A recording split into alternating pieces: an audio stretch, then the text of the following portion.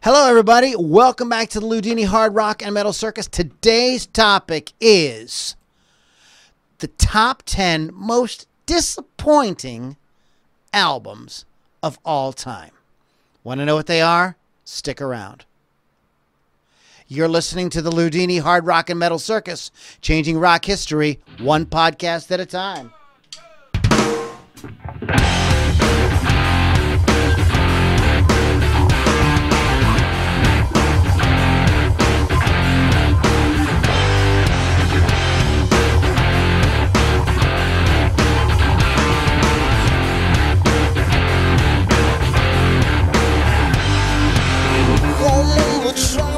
All right, everybody. It is another exciting Loudini Hard Rock and Metal Circus. We are going to have a good time tonight. We're going to be going to be talking about the top 10 most disappointing albums of all time.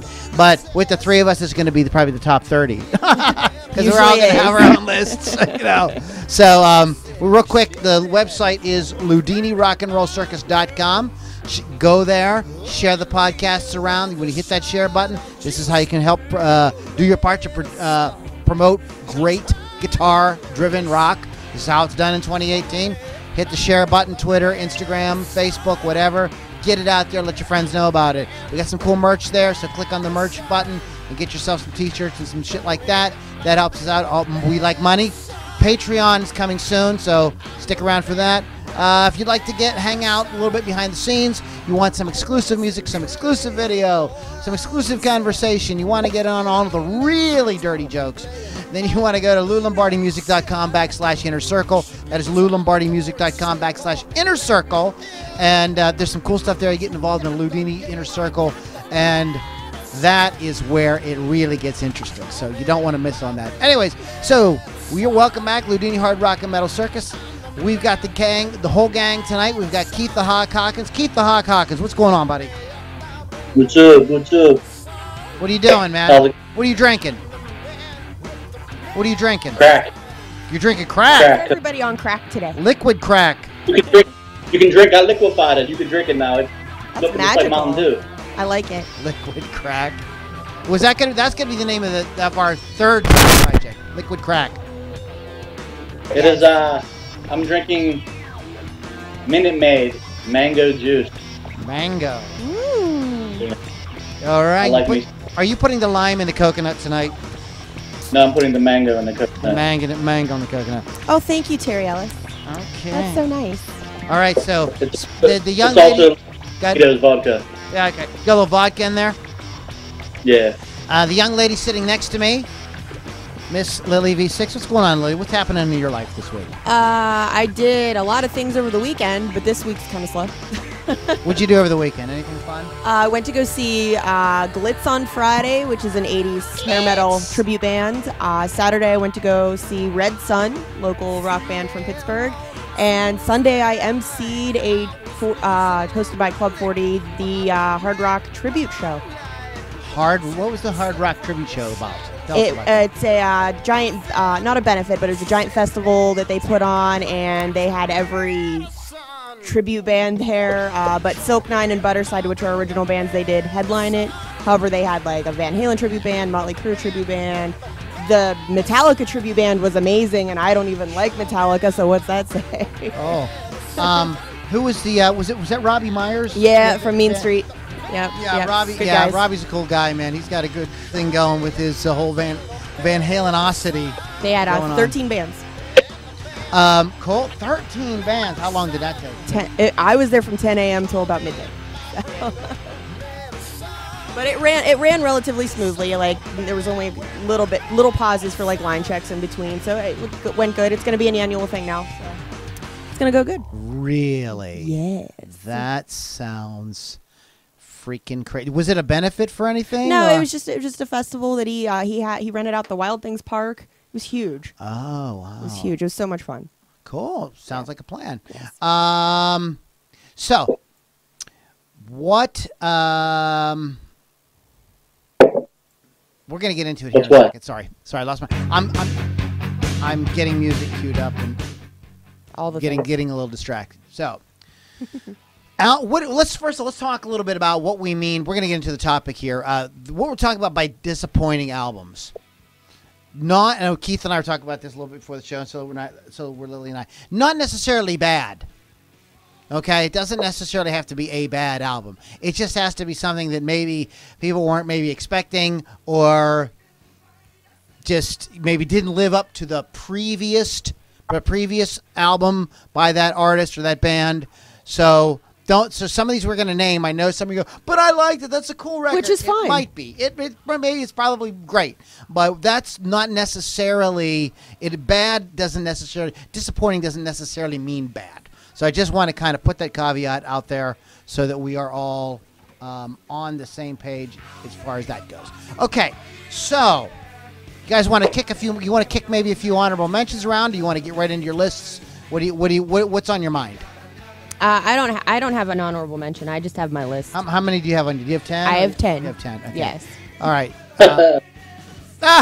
What do you got, Keith? What do you got? You got a couple? You got something you want to talk about? 630. You have 630. I only picked 10. I also took a different approach than you guys might have, because I picked stuff from when I was able to listen to it or when I was around. So I might have a different list. I went from 1990 and up on mine. Okay. Well, that's totally legit. There was no.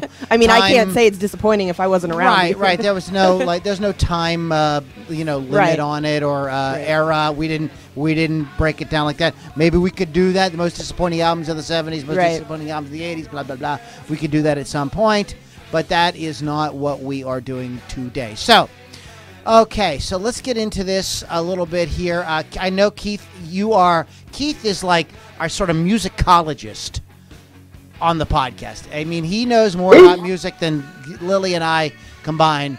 So I know that you have a lot to say about this topic. So, Keith, take it away. Take it away, Mr. Keith. Thank you for the introductions, Lou. And my speech is going to be brought to you by nothing. So we're going to go right into the list. So Mango juice. My first one for all y'all out there is Machine Head by Deep Purple. No, that's not the album I'm talking about. The follow-up to Machine Head was Who Do You Think We Are by Deep Purple, which had the great radio-friendly hit of Woman from Tokyo, but the rest of the album was compared to Machine Head. So I'm not saying it's a bad album. Again, we've already clarified that. Yeah. I'm not saying it's a bad album. I love Deep Purple. I think they're one of the greatest and probably one of the most underrated rock bands of all time.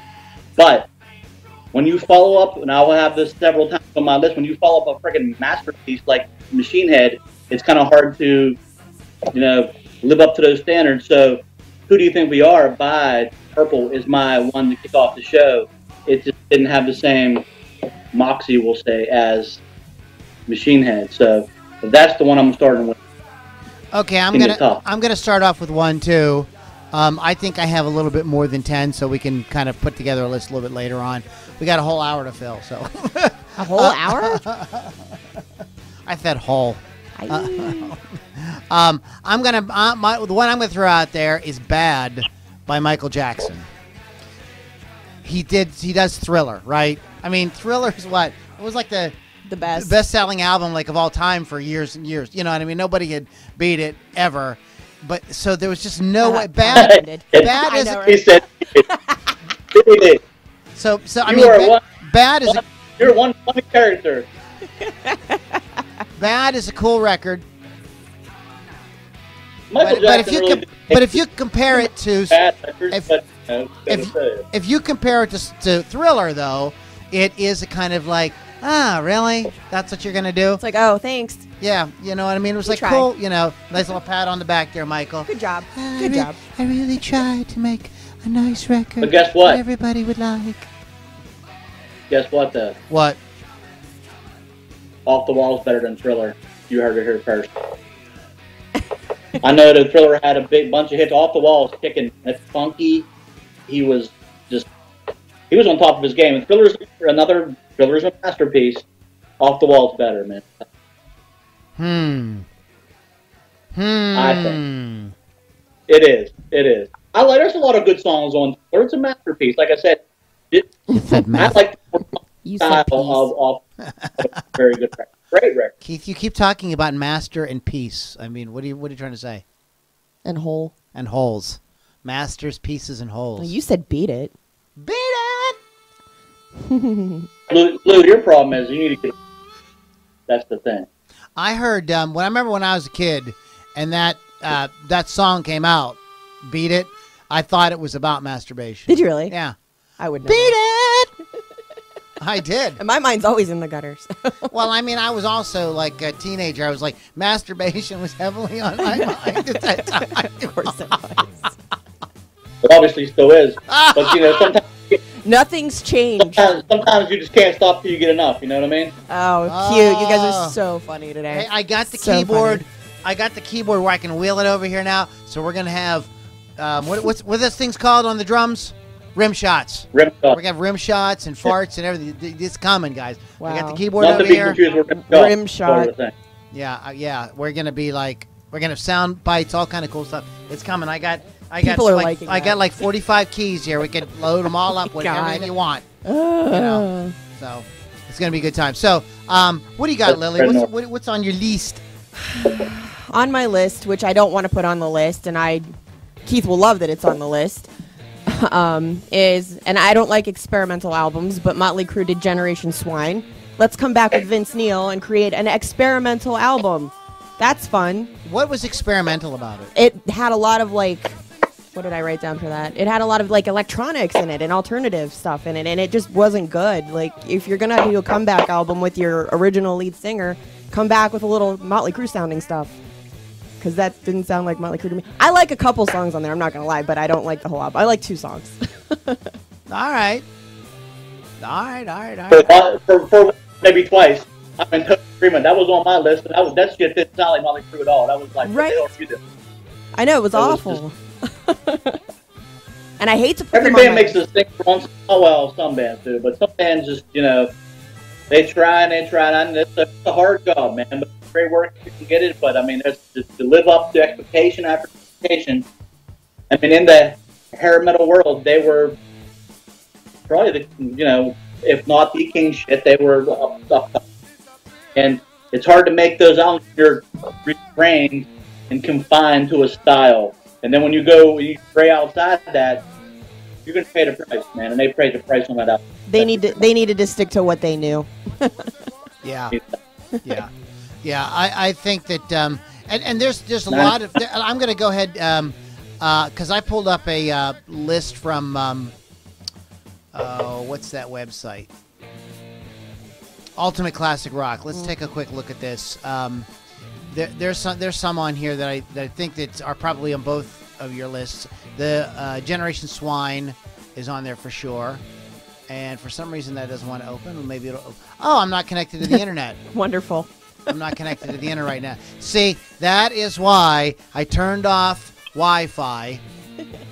Okay, this is why I turned off Wi-Fi, because I had a bad feeling. So we're not going to lose the show at all, but we'll have no internet for a minute. So let's go ahead and talk about some other. One of the things I think something that makes a disappointing, and I think Lily brought up a good point, is when a band tries to do something that they just don't do well. Like if you are a rock band, like Jethro Tull has an album called A. It's the same kind of thing. Okay. They went very synthy and just like you just lose the fan base. It's we talked about AC/DC. And if they do, if AC/DC was to come out and do like a EDM record, It wouldn't work. You'd be like, what? No. Some bands have to stick to what they know. Just and play AC/DC music. that's what the true fans want to hear. They just want to hear. I mean, what's the Zeppelin album, Keith? I just left my head where they were a little more keyboard oriented. There's songs like "All of My Love" and "Fool in the Rain." What is that? "In Through the Outdoor"? Which record is that? Yeah, Yeah, that's what it is, That isn't it? took some shit from critics and stuff like that because it was not as like blues rock kind of driven, not as guitar driven, and that's mainly because of there was a lot of drugs flowing and Jimmy Page really was not out of it and we're not putting it together well. And that's a kind of, to a lesser degree, kind of thing. But I think it still sounds like Zeppelin, but there's times when a band, you know, and then there's artists who reinvent themselves, like on every record, like David Bowie, and for some reason he's able. Well, he can get away. He can get away with it. But I think when you're established and you're doing record after record, and all of a sudden you're going to come out with something that's like totally left field, like what was it? It was called Operation Swine. Generation Swine. You know, but then you can't do industrial. Well, what about this, Keith? Here's a sort of out of left field. You take a band that's played 3-piece blues boogie rock from Texas for years and years and years and years and years, and then they put out Eliminator, that's got synths and all kind of stuff on it, and that's like their biggest album ever. So it's kind of hard to kind of even make that rule that, you know. So, but it's like if it doesn't work, I guess you could take a chance as long as you can make it work. Some people can. Yeah, I just don't think bands like that are AC/DC hard rock type bands or even hair metal bands, they can't. It doesn't work. There's a formula for them, and they have to. Okay, well, speaking of that, do either one of you have this record on your list? I do not. Technical Ecstasy by Black Sabbath. Do you have it on your list, Keith? A lot of lists. I didn't like anything. I mean, I like the Dio era Black Sabbath. What was the other guy that was on? Well, Ian Gillan sang on one album. He sang on Born Again. But it's Headless Cross. I think Tony Martin was a singer. That's just an interesting at all. Yeah, Sign of the Southern Cross. That's Ronnie James Dio. But no, Headless Cross. I don't know it. I'm sorry. Yeah. But Technical Ecstasy was an album from '76 where Tony Iommi said, "I'll produce it," and tried to make them a little more like Queen or Foreigner, and it just, you know, it just wasn't what they do. It just didn't work. Do you know about this record? I do not, but okay. I also do we'll not talk like about it later. Okay, I'm sorry, I'm kind of monopolizing. No, you're okay. Keith, go ahead. You got one. Well, we're going to go with one that a band that I really like. Like I said, a lot of those are just albums I was disappointed in. I mean, you can talk about ZZ Top. To me, Eliminator was a disappointment. I was used to that raw, bluesy stuff they did in the early records that I was used to, and then when I heard, as a kid, I heard Eliminator with legs and all that. Just, you know, it wasn't ZZ Top to me. And then actually, they put out an album years later called Recycler that stopped out loud. So that's a great band. I'm not saying that, but Eliminator, I'm in the minority. Eliminator sold a lot of records, so there you go. But talking about bands that stick to what they know, that piece of shit Songs of Innocence by YouTube come out, everybody had it on their phone already, then that just, I don't like that either. That album was awesome. You didn't like that record? Sorry. I'm actually just going to bounce. YouTube's great, but I think there's a couple records they made that are not good at all, man. I can't even get through them. Like Pop, for instance, was another one. So we're going with the U2 thing. Songs of Innocence and Pop are two that I'm just going to have to chalk up to very disappointing records, man, for them. When you get them standards, they raise the bar. I mean, it's kind of hard to me, once again, it's kind of hard to, beat the Joshua Tree, one of the greatest rock albums of all time, in my opinion. I think that for later albums of theirs, I did not like Pop, but I do like All You Can't Leave Behind. I think that was kind of a return to their like rock sound. That's a good one. They go with that straightforward kind of like rock and stuff, and Ed just like driving that shit, man. That's great. YouTube. That's the Pride in the Name of Love. That's the Sunday Bloody Sundays I'm used to, and that's those are the songs that I think carry them to ultimate heights they are. But when they start to try to experiment like Pop, and then the Songs of Innocence, I don't know what they were doing then. First of all, when you sing songs about Joe Ramone, you know it's left out. Is that your biggest influence, fucking Joe Ramone? I mean, come on, Jesus Christ. But that's just me. I'm actually going to bounce off of your Eliminator because Recycler is the next on my list. It's in my opinion, it's the leftovers from Eliminator years later, and Recycler's kind of ironic for the name, don't you think? Yeah, like kind of like recycled stuff, and it was sort of boring. I mean, I like Doubleback, but that's about it. Yeah, that's just not on ZZ Top, man. I don't know who's pulling the strings on that one, but maybe Billy Gibbons popped up at there. Well, I mean, here's what you got to do with talk about ZZ Top is like once they had that success with Eliminator, I think that they were kind of interested in like, well, how far can we push it? What else can we do? So I think that they were sort of like open for experimentation a little bit. Which is a problem. Experimental seems to be a problem. But sometimes it's okay. Like, and I think Eliminator, I like Eliminator and Afterburner a lot. I saw the Afterburner tour. I thought they freaking rocked. So that didn't bother me. I appreciated what they did, and I thought that they made it work. And they had giant hits with it. So that wouldn't be on my list of a disappointing album, only because it had huge commercial success, and I liked it. I didn't pick Eliminator because of that. I picked Recycler. Yeah, and the Recycler is actually on a lot of people's lists because I'm trying to edit this and it won't let me do it. Recycler is on a lot of people's lists for sure. Let me throw one out at you, at y'all. Let me throw one at y'all. All of a sudden, I'm from the South. Oh no, here we go. Here's one that I when I heard this record, I was like, sorry, it's too late. You guys should have put this record out years ago. And now your sound just sounds really dated. And it was Third Stage by Boston. Okay. It's just like, first of all, it's mostly Tom Scholz doing everything. The real band really isn't involved in it, and it sounds like if it would have came up with, if they would have put that album out like right after like a year or two after Don't Look Back, it probably would have worked a lot better.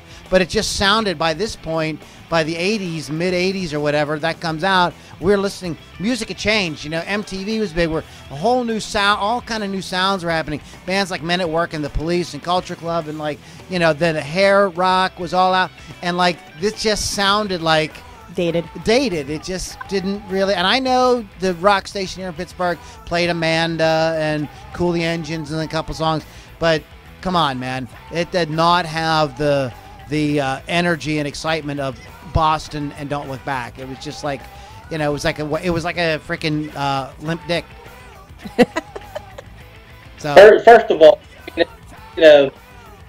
it's hard. Once again, it's hard to top that debut album by them. Probably they could have never made another album again, and they probably would have been legendary already. That first album just has every song, and it's good. Great. It's a great debut album, and it's probably one of the best debut albums of all time. So no matter what they did, they were up against it. So, I mean, yeah, Third Stage is a disappointment, but so is everything they made after the first record. That happens a lot, doesn't it? Yeah, well, that's what we're talking about tonight. All right, somebody say something. Keith, you're up. Hi. It's your turn. It's your turn. All right, so we're going to go with, I know we're speaking of albums. It might not be bad, but this band shouldn't have made this album, and I think they probably wouldn't tell you that. It's Turbo by Judas Priest. That is not Judas Priest. It sounds like shit. That's a big steaming pile of whatever. I mean, it's got synths all over. It's not that raw, twin guitar attack that we're used to. It has a lot of just, and I think it sold a lot of records too, but they capitalized on the MTV Video Music Awards, around like that video era where they could do like a lot of videos and have it in your face all the time with the headbang ball. It was in regular rotation, but Turbo is just not a good record, and I think they probably would tell you that too. Yeah, and that record got a lot of shit from a lot of people. Not metal at all. Yeah. When we come, we're gonna read some comments when we come back. Okay. But we're gonna play a band right now, and this is a band I just had on the podcast about a week ago, called Cool Life. Cool Life. Cool Life. So we're gonna play a couple tracks from this. We're gonna play one right now, and we'll play another one later on. But this is a track. This is a single. You can get on iTunes right now. It's called Repeater, and there's some horns in it, and some cool guitar work. It's a cool jam. Cool Life on the Loudini Hard Rock and Metal Circus.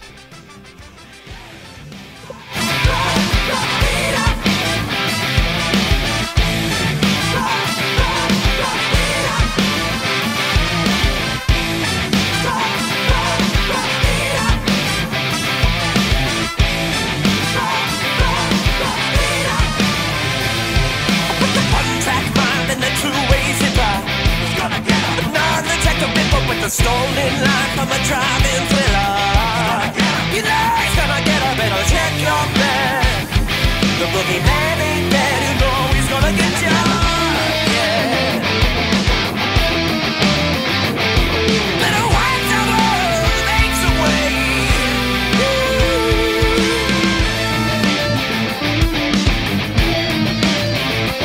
You think we never seen nothing like you? No way. I bet that'll never fade away.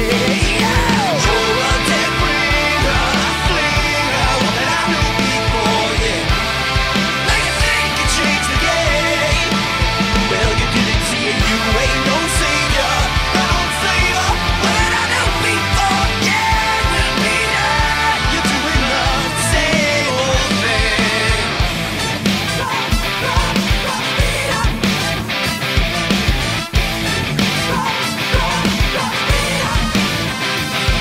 Buying coats and lines from corner store knives. You think that's gonna get it when you're looking around for time, for time, for time. You're never gonna get it when the fashion's thing. It's got a two ways in, but you know it's gonna get you, yeah. A little cockin' is walking now, he's all the rage.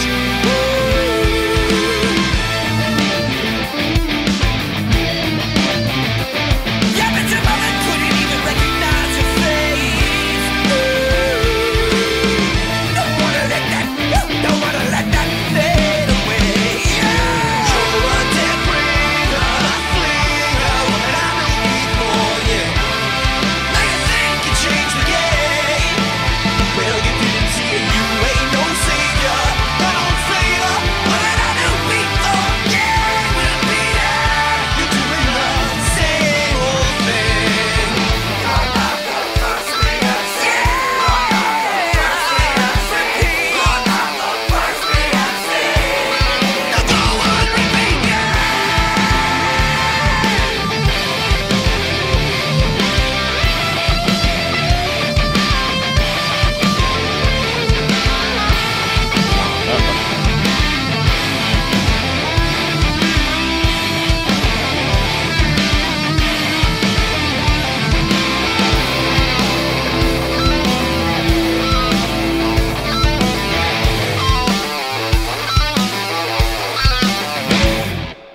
You're a dead bringer, flinger, one that I knew before, yeah.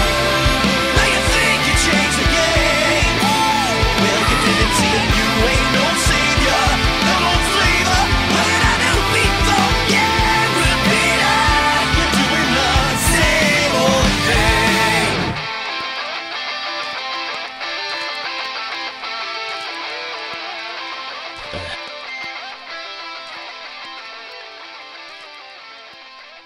Whatever. Ah, where am I?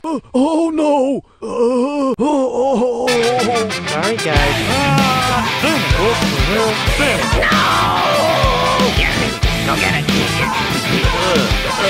I can't get out. Okay, that I'm like stuck. Monkey spank. Wow. that worked out really good because the song repeated and Beavis said that he's stuck. So Magic. Oh, It's all God. magic. Oh, Lord Jesus. So let's go ahead and that is a band called The Cool, or just Cool Life. I want to get it correctly. I don't want to call their name wrong. Cool Life. But I just had them on the show. We just did an interview with them. That interview is going to be airing very soon. And you can just do search some Cool Life band. And they're linked all up with the social media and everything. They don't have like a coollife.com thing, but they're called Cool Life. Very cool band. They're a like sort of super group of guys from a lot of other bands, and they got together and they're going to do this project off and on. And they just really committed to doing that sort of great, sort of funky rock type sound. Hence So the cool. reason you were dancing. Hence the reason I was dancing. So, what do we got? We got some comments from the crowd. What's We the do. crowd have to say tonight? So Brandon Ritchie says that we are awesome. I think that Brandon Ritchie. I think that he's. I think he knows of what he speaks. Well, obviously, I'm not going to argue with that. We have Jason Pinkney, Recycler, had some good stuff. 2000 Blues, Cover Your Rig was cool. They sounded like the blues band from the future. Eric Ernst, I Support Lou. Also, Hiya Lily. Thank you, Eric. Again, Jason Pinkney, Recycler, with songs that were written for Back to the Future. Yeah, I know. Some weren't used, hence the name. I know. I said that, sort of. I didn't say the movie. Jared Grease, disappointing album for me. Tool's new album, 12 years since the last one, and it's still not out. It is kind of disappointing when the album is not out. Then it's totally like... Yeah, that's that whole thing. Joe Perry's, this is from Jason Pinkney again, Joe Perry's Switzerland Manifesto disappointed me. It just proves that Johnny Depp is not a musician and definitely not a producer. And Chris Thunderwolf said, was that your happy dance after the Steelers won last night? Steelers. Did the Steelers win last night? Yeah. You don't watch football. Last night, I guess it was Monday Night Football last Yeah, night. it was That Monday Night Football. Yeah, because I'm all not about that. You know what? I did laundry and went to sleep. That's what I did. Yeah. Do you guys know the album Cut the Crap by The Clash? I do not know that album. That's on this list from Ultimate Classic Rock as well. It's definitely not a great Clash album, but it's still The Clash, and it still was a lot better than a lot of other stuff that came out around that time. So, I mean, and that just kind of goes, again, back to what we were saying at the very beginning. Like, that doesn't necessarily mean it sucks. It just means that maybe it doesn't live up to what the band's typical standards are. So keep that in mind. They're not living up to their potential. Here's one that's on my list is, and I don't know if you guys know this record or not, Mardi Gras by Creedence Clearwater Revival. Are you familiar with that record, Keith? It's No. what happened was they were all bitching because they wanted to have like equal billing. So John Fogerty said, "Sure, go ahead," and he let them all. Not only did they get equal billing, but they all had to write their own song and produce their own song. And wow, the fans were like, "Hey John, could you take over again, please?" Because too many cooks in the kitchen. Yeah, and it just really proved that, like, I mean, he comes across as kind of a hard ass. I mean, this guy, his brother was on his deathbed and he would not speak to him. Wow, I mean, John is a hardcore dude, but when it came to music, he was right. Because what he did, obviously, he knew what he was doing, and they were a freaking hit machine in the '70s, especially in the early '70s. So, so that's a sort of a one that maybe a lot of people don't think about or know about, but I sort of throw that out there. Is that on your list? Who's next? I'll go next. All right, go ahead. I don't know if everybody finds this disappointing, but like we said, big deal. AC/DC's Black Ice that came out in 2008. I don't know. It was kind of long for me. I liked Rock and Roll Train because it was catchy, but I didn't love it. I think I maybe listened to it like 5 times since I bought it back then, but it's kind of not for me. Not doing it for you. No. Okay. It was a little long, or it seemed a little long. Maybe it wasn't that long. Was it just what? seemed Was long. it like 30 songs on it? What do you mean it was long? No, I don't know. It was like over an hour, I think, but I guess maybe the song seemed long to me. Well, they were another boring. thing. If it seems long, then that's probably the band. You probably probably is not right. If I'm not into it. Not you, but I mean, like, right, the band. Like, if people are listening to it, it seems kind of long. Then maybe you're making a mistake. Go ahead, Keith. What do you got, buddy? It's probably 55 minutes to get the sound like they're good, and then song that's like, yeah, that's kind of cool. I like that. So that's kind of the AC/DC formula. I love AC/DC. I think they're great. Oh, but I think that they wrote the same song. I think it was 37 million. Yeah, they keep writing. They keep doing the same album over and over. So, what do you got, Keith? All right, I'm going to go with my next two. I'm not going to do them both at the same time. This one here is sometimes when you lose a member of a band, the chemistry goes out the window, or it's just not the same thing. I think that One Hot Minute by the Red Hot Chili Peppers was not a bad record. Had some cool songs on it, but Dave Navarro did not fit the Red Hot Chili Pepper vibe they were looking for. They would admit to that. I'm sure he would too. Dave Navarro, is he a bad guitar player? No, and he's cool on those tattoo shows. but at the same time, it wasn't a Chili Peppers thing. I think he's probably actually a better guitar player than probably most of their guitar players. I love John Frusciante. He's a little sloppy, but hey, when I get drunk, I'm sloppy too.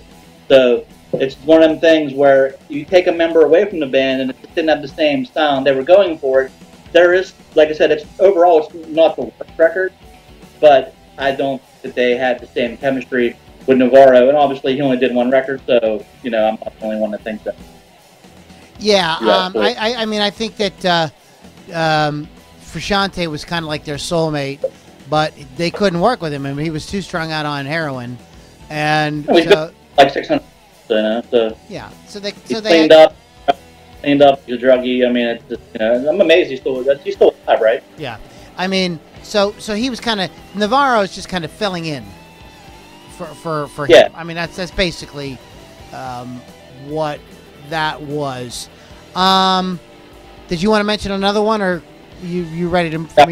I'll come back. I got another one, but I got 612 more, but we'll get 612. All right, here's one. I got so many here, I don't know which one I want to say next, but I'm not really going in any particular order, by the way, so I'm just kind of throwing it out there. Okay, I'm gonna go for the throat here, the White Album by the Beatles. It's I mean, it's the Beatles. It's still the Beatles. So it's like, what can you say? But, they really Sgt. Pepper's Lonely Hearts Club Band, which is in many ways the album to end albums. It's like, it's a juggernaut. I mean, really, there wasn't another album like that until Thriller came out. I mean, it was just dominated. So even for the Beatles, they weren't going to follow up with something greater than Sgt. Pepper's. Also, it is a little bit of a meandering thing. It feels kind of like some leftovers. There's some cool moments on it. There's some interesting moments on it. But I mean, I like Rocky Raccoon. I like, I dig the album too. But it was a disappointment to fans and critics at the time. And in retrospect, because it's the Beatles and they only gave us so much music, we embraced it and we love it. But in compared to as they follow up to Sgt. Pepper's, they just weren't not going to be able to follow up Sgt. Pepper's. So the White Album is the next one on my list. Sgt. Pepper's the best. Most critics consider that like in the top albums like of all time in every genre and anything. Consider Sgt. Pepper. It's sold for like years and years and years and years and years. I mean, it's like considered super important. I know you don't give a shit, Keith. I'm not talking about our personal. I'm not talking about. Oh my God, guys! I can't hear what you're saying. The Revolver is the best Beatles album record ever. Well, that's your opinion, but Sgt. Pepper's Lonely Hearts Club Band is considered one of the absolute like triumphs of albums of all time. It just is. Let's do a Beatles debate next time. We're not debating about the Beatles. I'm not going to argue with you. You personally like Revolver a lot better. Revolver's a great album, but the album that I mean, really, people are looking to do. In fact, people were looking for the next Sgt. Pepper's. That was like a thing in music for years, and many people feel like. I don't want to start another argument, but a lot of critics and fans felt that like, okay, the album that came out that finally sort of beat Sgt. Pepper's or like equaled Sgt. Pepper's was Dark Side of the Moon, and that stayed on the charts for like what 20 years, 30 years, or something like that. And I'm just talking about the sort of the reception and stuff like that, not necessarily what I personally like, etc. Anyway, so that's it. The White Album. Oof. You knew that was going to get a debate. Revolver's great. I love Revolver. All right. My next one, and it's not the Beatles, is actually going to be Stone Temple Pilots number 4. Kind of seems sort of generic to me. I did like Sour Girl on there. I saw them right after that released.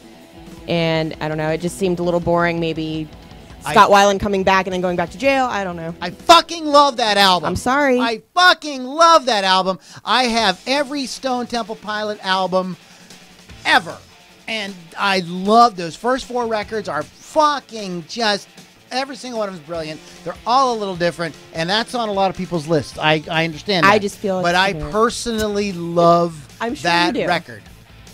I was not disappointed at all. I bought that record and ate that shit up. I played it over and over and over. Love it. A band I was in covered one of the tracks off of it.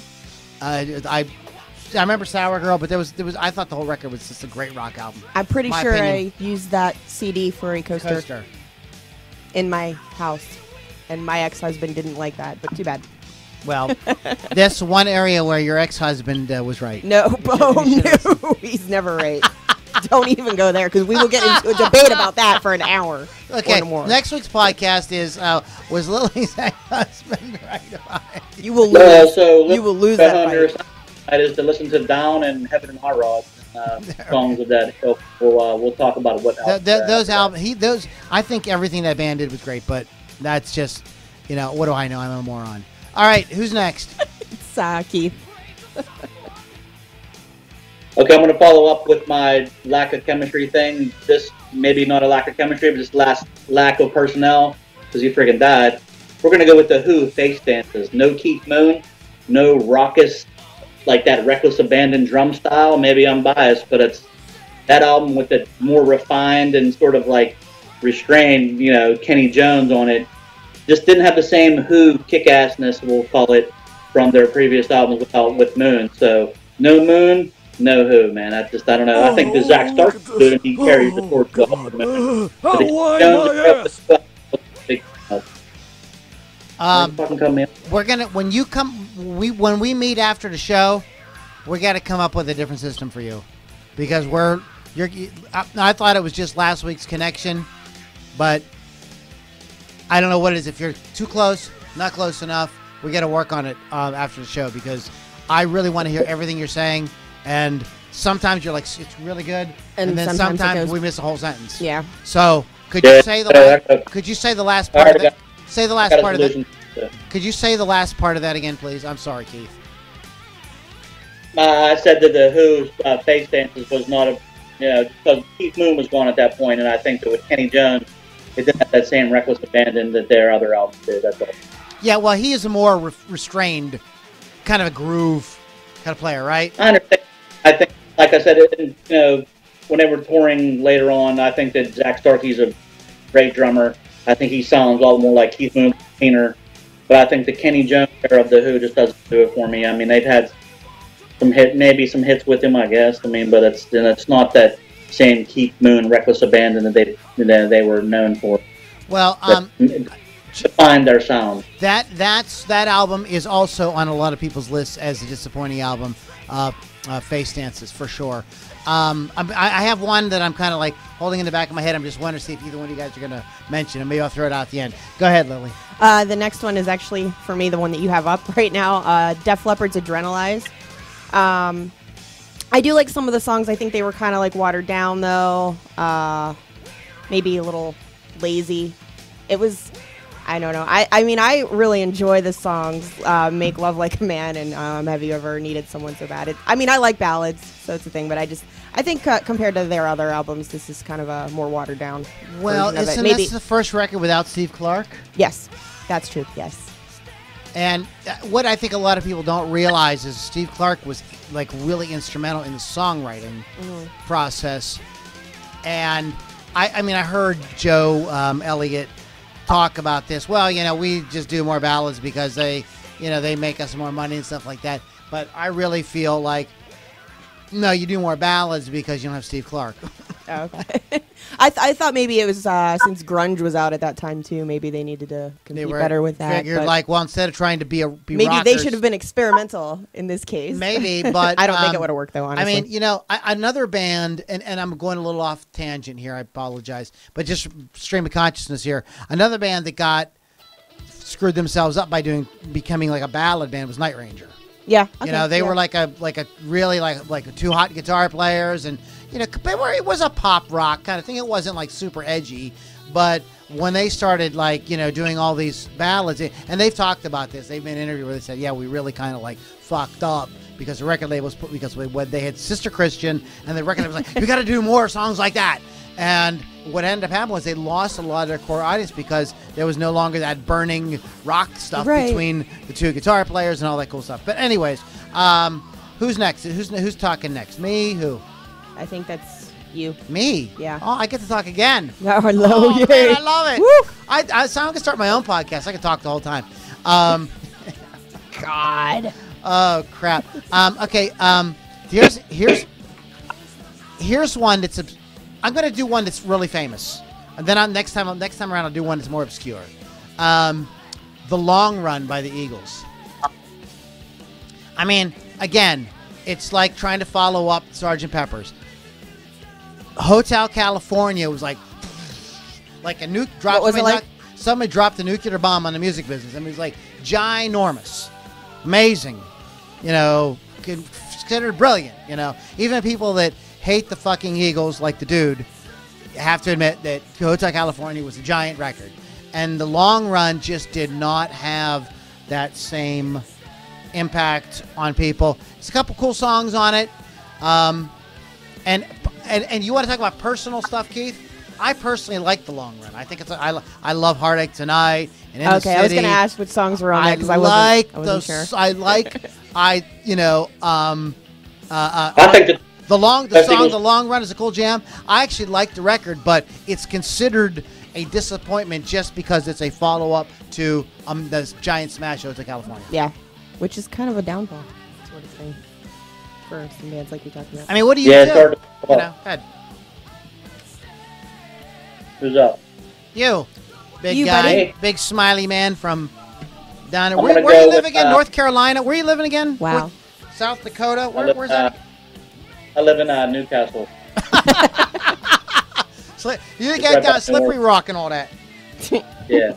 I'm going to go with Down the Upside by Soundgarden. I think Soundgarden's one of the best, from the 90s on. Soundgarden made some great albums, which it included Super Unknown, which I think there's not a bad track on Super Unknown. I think that's a masterpiece record.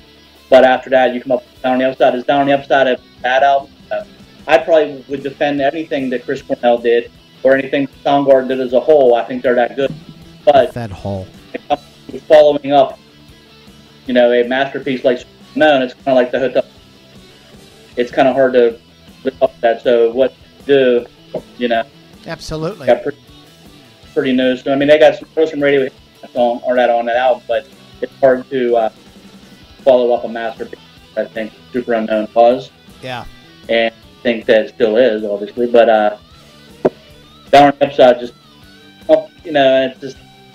I think diehard fans who were looking at that one like, because I know I did. Yeah. But then I can't expect it to be Super Unknown either. So.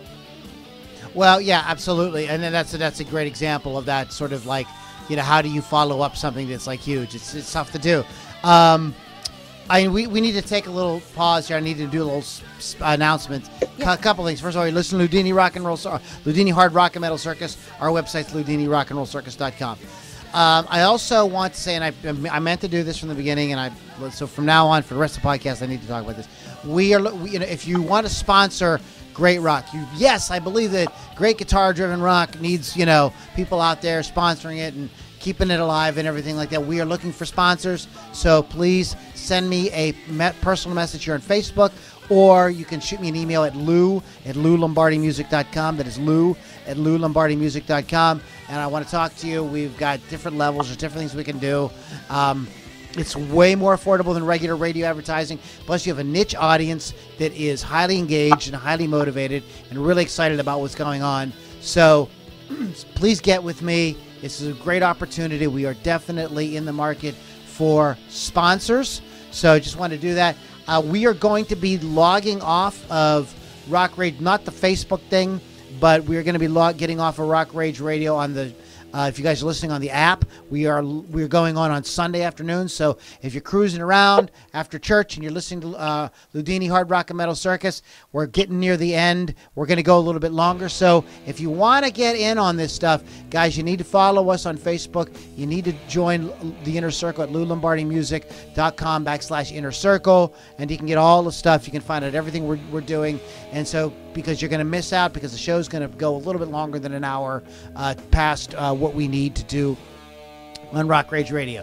So I need to kind of get those couple little announcements out there before we continue on with Miss Lily V6. Can we listen to it during church?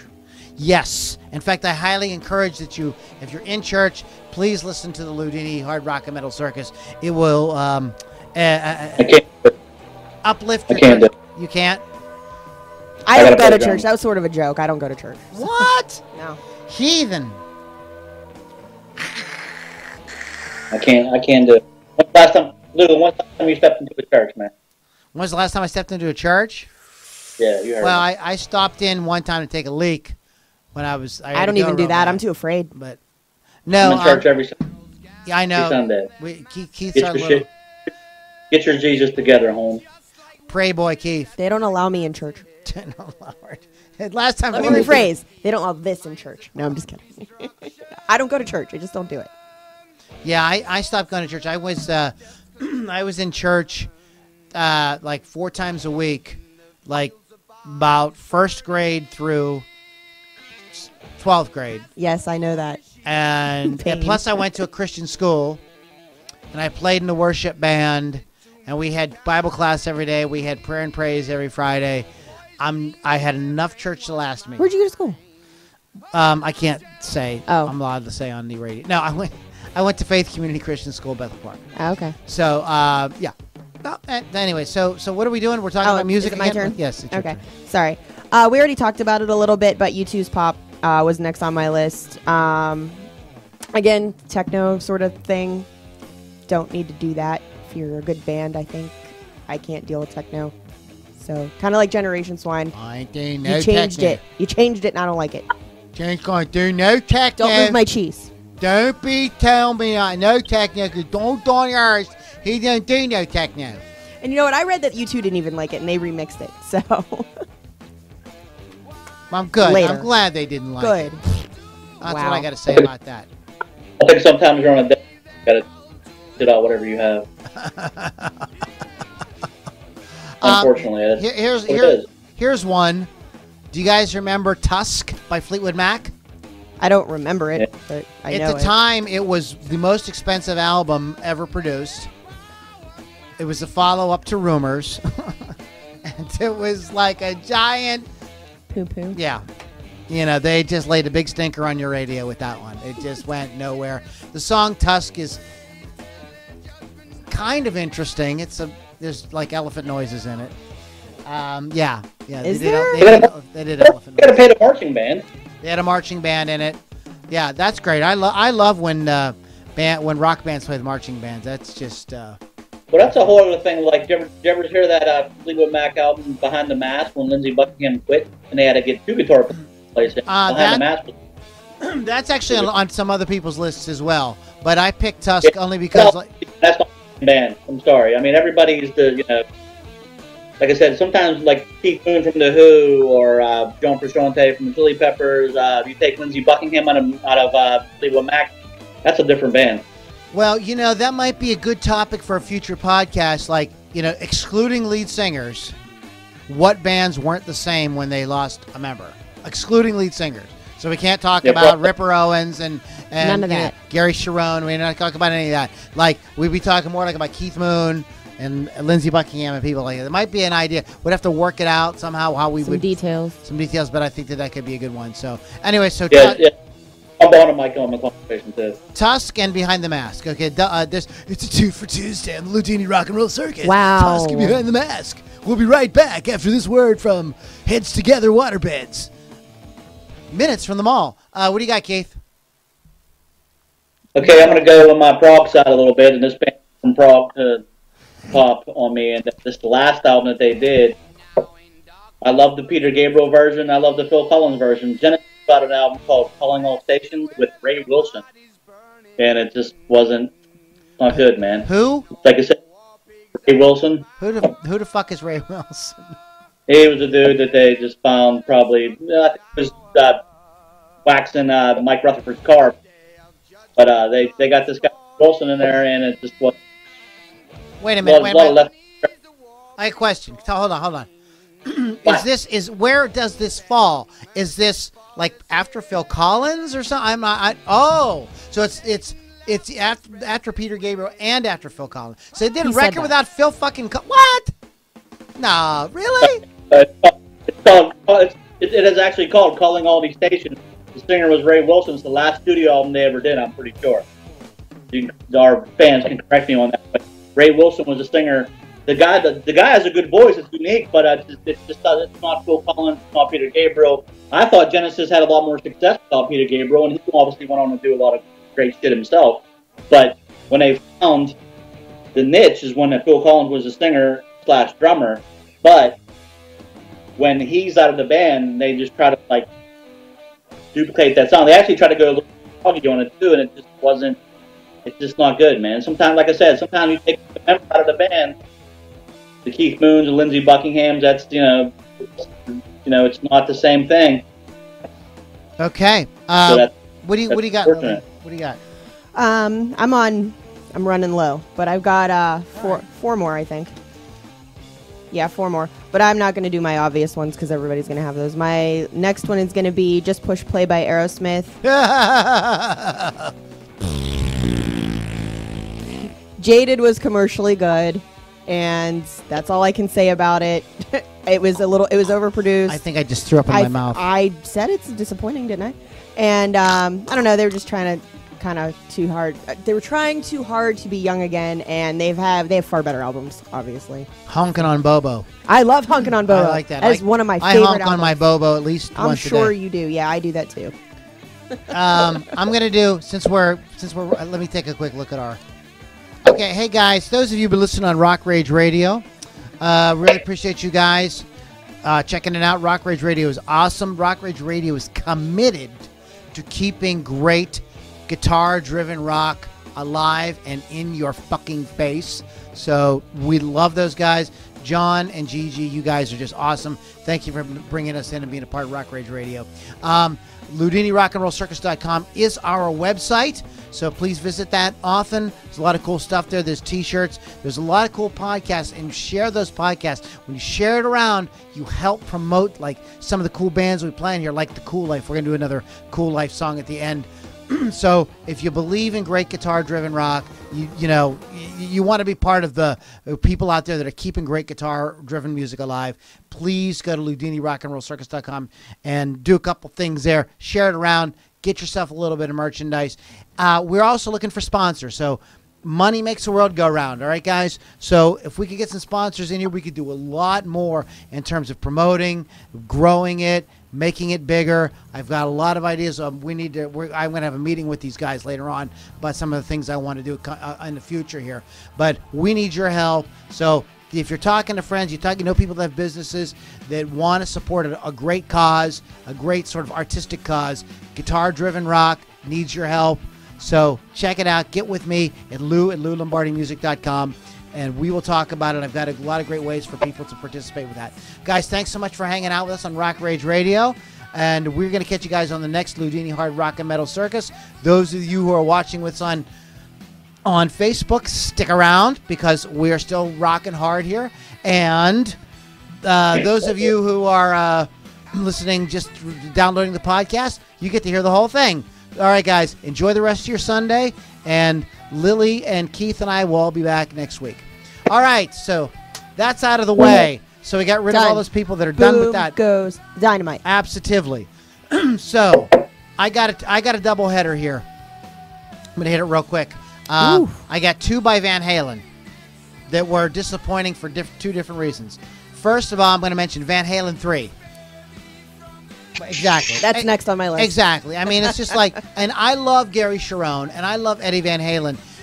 May I take a second and tell you what I think went wrong with that project? Go on. Because I was reading interviews leading up to the release. Dave Roth, Hagar? What'd you say? It wasn't Dave Lee Roth or Sammy Hagar? Yeah, that one wrong. Well, what I'm going to say, let me just kind of say what it was. I was reading interviews with Gary Cherone leading up to this release, and here's the impression I get: he was too much of a fanboy. He was not a member of the band where he could put up his hand and say, let's do it this way, let's do it that way. It needs to be like this and not like that. That's what a member of the band does.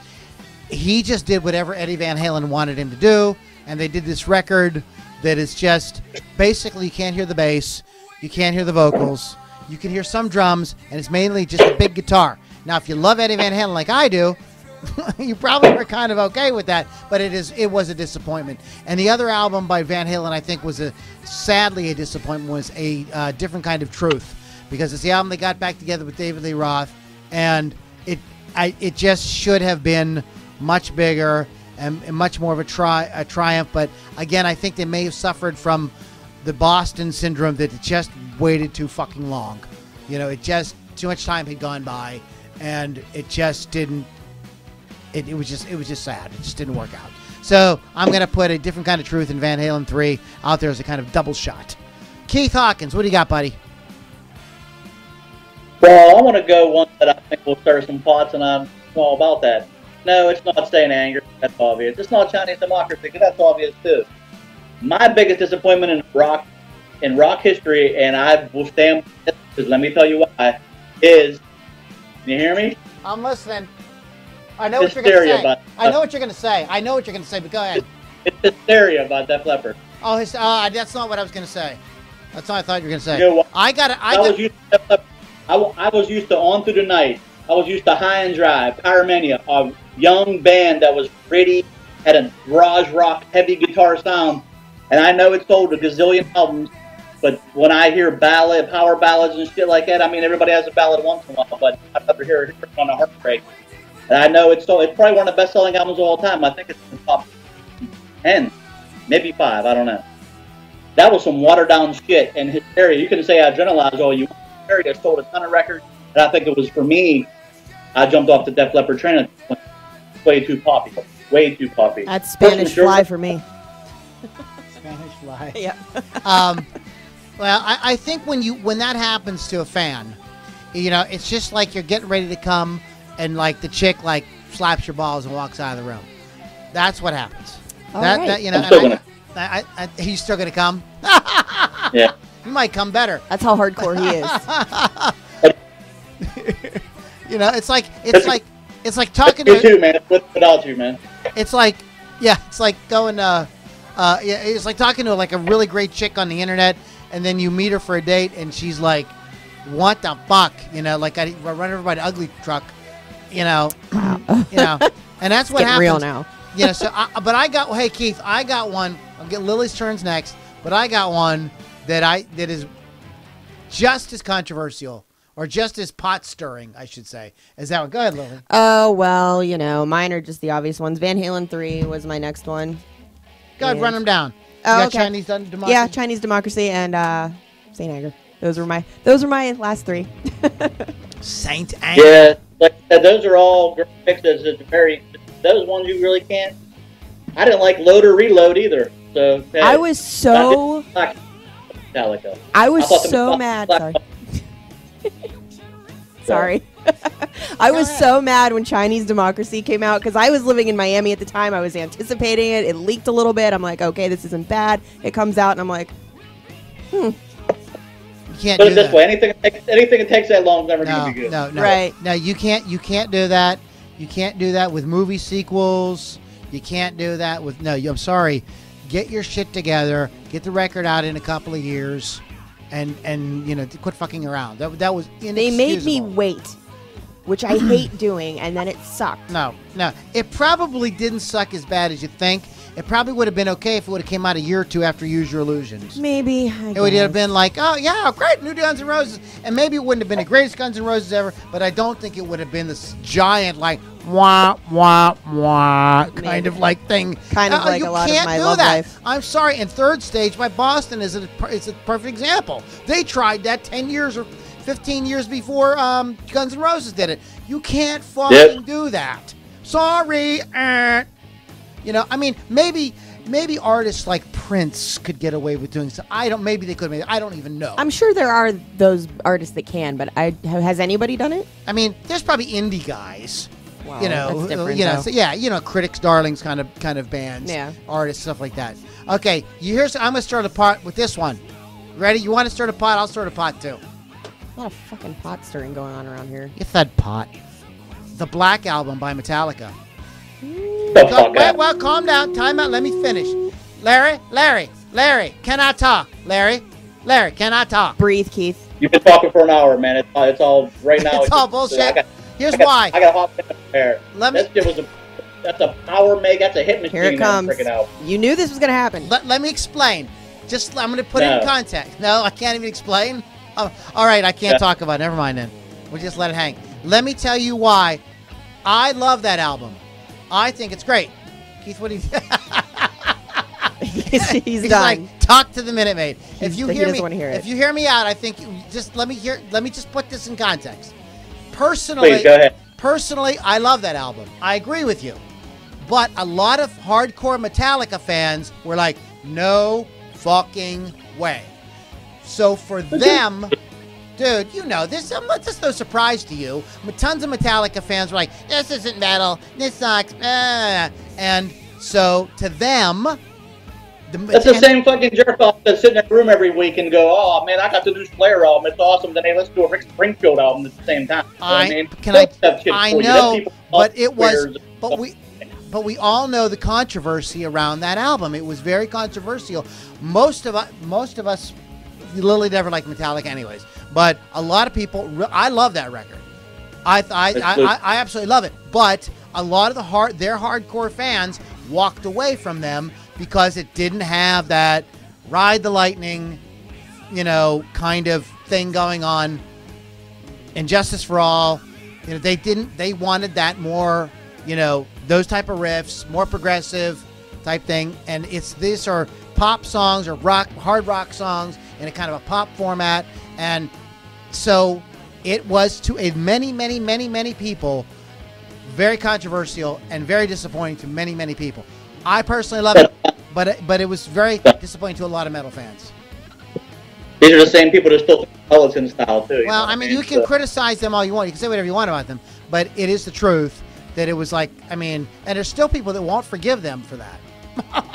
There's still people that just like, they're walking around pissed off like, you know, Metallica pissed in my Wheaties with the Black Album because it ruined my life. I love them. And I followed them everywhere. goodness. You know, then they like let me down, you know. I hate you guys. Do we got don't be so gullible, McFly. What do you got, Keith? You got a few more you want to run down? He's got 600 more. I think I hit all the ones. There's one more on my list. I'll just throw it up and you can finish up.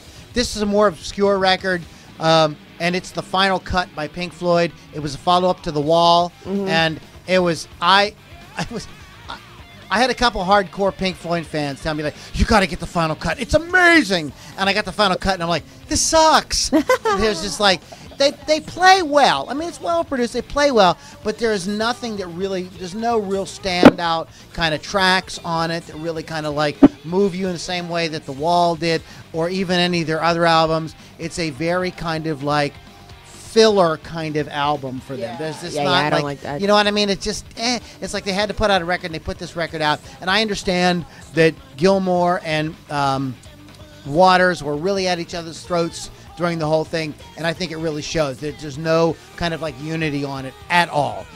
So I'll give you another 2 for 1. And of course, I'd say an Anger on my list too. So go ahead, Keith. We're going to let Keith have the last word here. Name one. If you want to hit a few, go ahead. If you got a few in your mind, go ahead. Okay, if you stop talking. Mean. Where is I don't know. I'm not a huge fan, but I have heard. You know, I do think Dark Side is a great album. I think The Wall is a spectacular album. I do think that was The Final Cut after that. Where is the Momentary Lapse of Reason in the chronological order after that? That came later on. That's after Roger Waters was out of the band, and I know a lot of people. That's on people's list. A Momentary Lapse of Reason is. I like that record. Really? Yeah. Learning to Fly is on it. I mean, I think it's. That's good. You don't like it? I like it. Yeah. Okay. All right. You don't have to like it. There's no accounting for certain people's tastes. I understand that. I think Stevie Ray Vaughan's a great player. I think that Soul to Soul in 1985 was another stinker. I'm sorry. Really, I love that. Soul to Soul. Good record. Soul to Soul. That title track is just boring as shit. I love it. I can't take that. See what else I can harp on. I can't take that. Ain't nobody got time for that. This will get some. I think Seven Son of a Seven Son by Iron Maiden was a piece of shit. I think that they lost their sound after that. They started going into stuff to do after that. It was like their turbo. Didn't do it for me. Moonchild was the first song on the record, and it started with like a little synth line. Like, where the hell is Iron Maiden getting these synths at? You know? But I understand that you can experiment all you want, but sometimes you get a formula that works for you. So I agree. No Prayer for the Dying wasn't good by them. That's on a lot of people's lists too. At least all their album art's nice. The best album covers, well, we've been through that already. But yeah, you know, but those are every once in a while. I mean, unfortunately, even great bands make a bad record. Even Kiss made a bad record once. What? Get out! Did you Kiss make a bad record, Lily? yes. Which record did they make that was bad? Well, I don't know what Keith's gonna say. It's all Started with of them. But Psycho Circus is my pick for bad albums by Kiss. Dynasty is on the list, on a lot of people's lists. I would put the songs or music from The Elder. That'd be the one I would say is kind of like, yee. Not me, man. I would totally just defend them. I think they're the greatest things since fucking sliced bread, and that's just the Wow. God, I Wait a love when you minute, can I I think fucking lie. it goes Kiss, the Beatles, Zeppelin, no comparison. Kiss is the top of the totem pole. You when need it to comes go drink your mango drink and be quiet. Kiss is the best band that should have never existed. Should never have existed. There's a top 10 bands that should never have existed. Yeah, that's there's a podcast. Wow. I was made for That's gonna be a love. That's all you big need fight. to know about that time. You want to do a disco record? Are you fucking Donna Summer already? Come on, man. Like I said, stick to what you know. Disco. I don't know disco. I do know disco. I don't like it. Disco here, I'm disco still, there. I'm still waiting for that second Milli Vanilli album to drop that, too. It's coming. It is. Well, the one guy died, didn't he? Didn't the one? Yes, he died. Yeah, so Millie, Yeah, he killed- there might be Vanilli without Yeah. Millie. Killed himself, actually. What else you got? I know you got more. He's just waiting. You still haven't mentioned one that I'm kind of surprised. No, but neither one of you guys mentioned. What? Oh. Pearl Jam's No Codes, and one that just lost direction, and it was kind of like just a filler. I mean, I don't think Pearl Jam's really made too many good records after the first 3 records. Die Hard, Pearl Jam, love whatever they do. I kind of lost track. But I know No Code. I try to listen to that, and it lost me. There's no real defining direction in that album. I don't like anything that Eric Clapton did on Scream. So every solo album that Clapton ever did, I don't like. I mean, so that's me. Which could go on for days. This could go on for days. This could go on for years. Here's the one I'm going to throw out here that you guys, I was kind of surprised neither one of you guys mentioned, and that is Raised on Radio by Journey. And That was going through, and it's just that, I don't know. Well, I mean, this is another example of a band kind of just whittling it down to like the 3 songwriters without, there's no Steve Smith. I mean, it's like they just didn't really have it, there's a time and a place for session musicians. Okay, there's a time and a place for yeah, I mean, there's a time and a place for that. But if you've built it as a band, those 4 or 5 guys, I know that people think that like that doesn't fucking matter, but it does. People think that like, oh, you could just go out and like Steve Perry could just sing and they could get anybody else. No, it doesn't work that way. Rock fans are even they may not be conscious of it, they are slightly more savvy than that. And they can tell when somebody's just kind of like, they may not be able to say it out loud or know how to phrase it, but they know when somebody's like handing them a line of shit. And if you're going to go, and I mean, this is one of the problems with like with jazz is because they can't keep a consistent lineup. These guys have different band members like every fucking album. You can't there's nothing for people to latch onto. And when you start making a band where like you've got there's nobody, what happens? We make jokes about this all the time, right? Like Fog Hat tours, and it's like the only original member is not an original member. He's like the 3rd drummer, right? Yeah. You know what I mean? Like yeah. It's like That's what you become. You become a kind of like karaoke band or a tribute band of yourself. Yeah, we do make fun of the song. Yeah, that just does not fly with rock fans. You have to have that. There's something about a consistent lineup. You know, and look at the Stones. Yes, they've had a few lineup changes over the years, but they kept guys for very long periods of time, and they knew how to bring the right people in when they did have to make a lineup change. Daryl Jones is not a Stone. You know, he plays with them live, but he's not a Stone. They put that together in just the right fucking way. Bands, you can't do that. It just people fucking smell it a mile away. I think Randy Jackson from American Idol was playing bass on radio. It is the studio guy. I mean, if you're I have his autograph. You what? I actually have his autograph on a samurai sword. Really? I saw him at the airport. Oh one my time. God! You know, weapon. You're knocking him to get Randy Jackson's autograph. Stop watching movies, Keith. You'd have done the same thing, Lily. You'd have done the same thing. Well, I mean, unless the band is Steely Dan, and that's your shtick, you get the hottest players to back you up. That's right. Then Even they made it back. Well, I mean, yeah, there is on a list somewhere. There's It's Gaucho because it came after Asia. Again, exactly. follow up to Yeah, you can't follow up that. But I mean, that was their shtick, was to bring in all the hottest guys to play, and people tuned into it and dug it for that reason. But if you're a band like Journey and it loses the vibe. There's way more to what's going on musically. It is the artist. It is how the band interacts with each other. Even if they are recording their parts separately, the bass player is still playing off of that drummer. That's why Led Zeppelin. One of the reasons why Led Zeppelin could never go and get like somebody like Kenny fucking Jones, you know, and then continue like the Who did. You know, they knew that. They were smart. You can't, you know, you just can't do that. All right, any parting shots, parting thoughts? Lily, jump in. I feel like I've been talking the whole time. You have been talking the whole time because you just won't shut up. And you lick the microphone and you sit there and argue that the Black album's bad, even though, or who said that? I did. Okay, yeah, even though that's like the one I like. I like it too. That might be my favorite Metallica album. There it I is. didn't say it was bad. We The weren't. Black album, the White album. Well, at least we know you're not racist. Whoa! Woo! No, the only thing is I want to just say my show. I'll get out of here. My show, Hot Licks with Lily 6, is on Thursday night, 6 p.m. Eastern time on Rock Rage Radio. You guys are jerks. And I actually get letters from the NAAKK. No, we're not. You're not racist. I said you hate everything equally, like I do. Come on, man. It's a joke. Oh my God, you guys are big babies. Don't do it. Change your Pampers.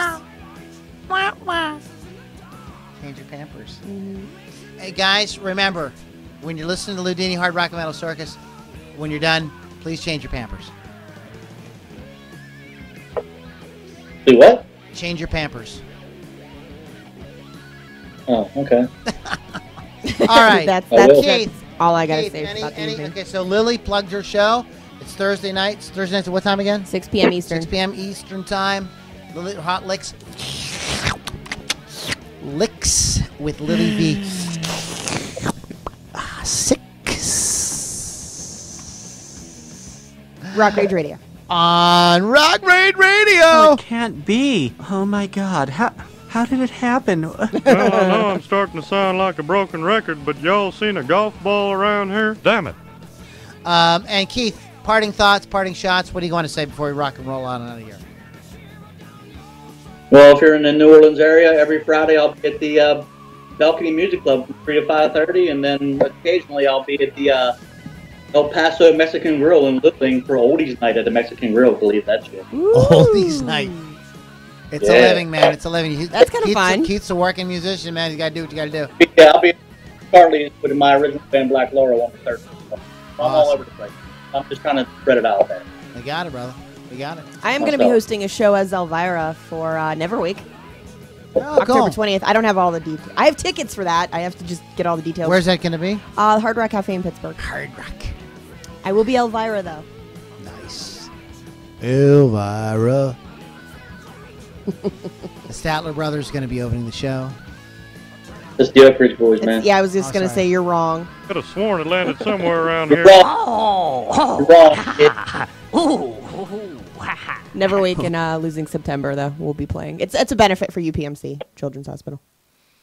Do you think in Utero was a disappointment? I'm I sorry. can see where that what? could. After you mean like the follow up to Nevermind? That's a good one. That's like one to think about, maybe. I didn't see that one on a lot of lists, but that one could be considered. I mean, I thought it had like some, some all right songs on it, but once I'm not saying Nevermind is the best album of all time, but it obviously hit a nerve with somebody. So I mean, I'm not a fan of Nirvana, period, but I think I actually liked In Utero better than Nevermind. Nirvana's period. Yes, Nirvana's period.